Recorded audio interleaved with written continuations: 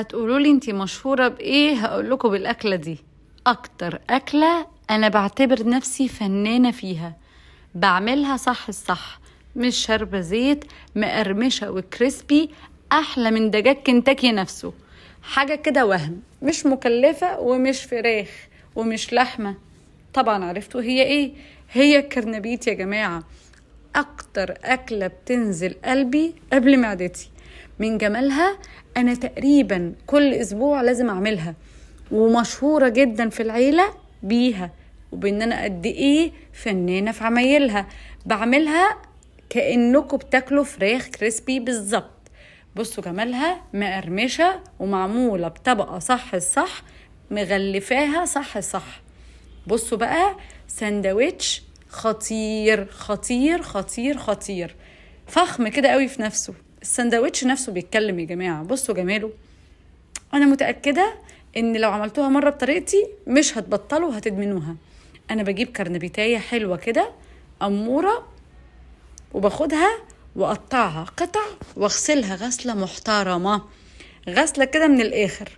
وبعد ما بقطعها قطع زي ما انتوا شايفين، يعني على شكل وردات كده، وردات متوسطة، وبغسلها غسلة كويسة قوي قوي بمية وخل.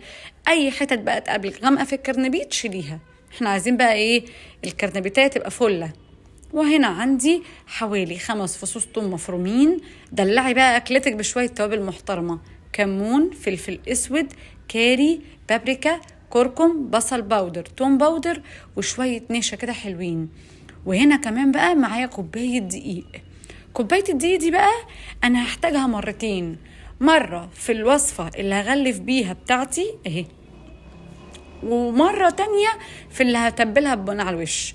وهنا بشرت طماطمتين وخدت العصير بتاعهم، بتلاقي القشر اصلا طلع معاكي وانتي بتبشريهم. وهنا شوية بقدونس حلوين مغسولين ومنقوعين طبعا في خل. وطبعا بنضيف كوباية مية. وكده عملنا الميكس بتاعنا الحلو قوي: كوباية الدقيق، شوية التوابل، ومعلقتين النشا بتوعنا، وكوباية المية. وهنحط دلوقتي بقى الطماطم اللي قلتلكوا عليها، 2 طماطم مبشورين. وفي الاخر خالص هحط كوباية المية والبقدونس. بصوا مش قادرة اقول لكم جمالها. بصوا خطيرة. هتغلفوه تغليفة انتوا نفسكم من كتر جمالها هتبقوا عايزين تاكلوا كل الاكل كده من غير ما يبات اصلا. وهنا بقى جبت حلة ومليتها مية وحطيت فيها كمون عشان هغلي فيها الكرنبيت، وحطيت معلقة ملح صغيرة. طيب ليه انا عملت كده؟ علشان الكرنبيت بيعمل انتفاخ وغازات.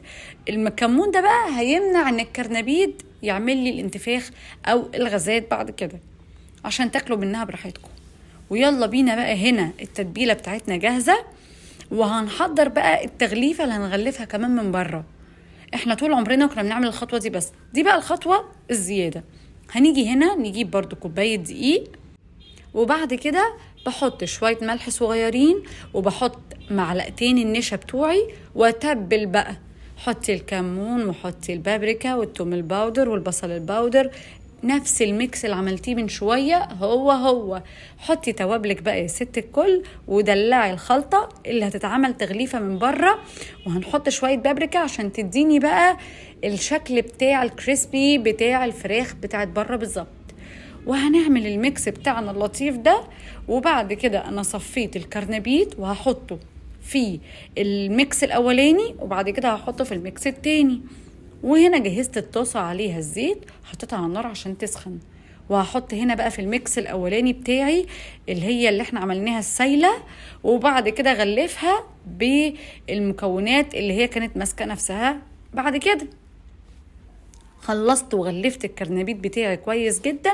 بعد كده هحطه بقى واغلفه كويس جدا في الدقيق.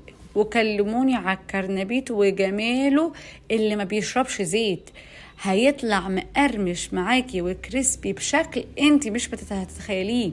هتقولي دي فراخ، مستحيل تقولي ده كرنبيت. وتفرجي بقى على كمية الفوائد اللي في الأكلة دي. صدقيني كل ضيوفك مش هتصدق ان ده كرنبيت، كله هيقولك دي فراخ، وفراخ كريسبي جاية من بره من كنتاكي. وتفرجي كمان بقى على جمال السندوتش بالسلطة، وحطي بقى عليه الكرنبيت واديه لولادك وقدميه لاصحابك او في اي عزومة، محدش هيصدق جمال الكرنبيت. انسي بقى اي طريقة واعتمدي طريقتي دي وجربي، وقولي لي بقى رأيك في الكومنتات